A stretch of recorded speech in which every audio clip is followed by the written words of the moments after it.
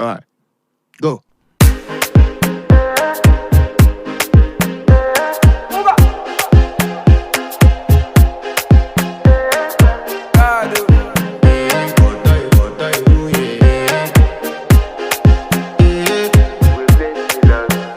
I want to flex my love, I want to impress, and I want to carry my love away to a place she loves.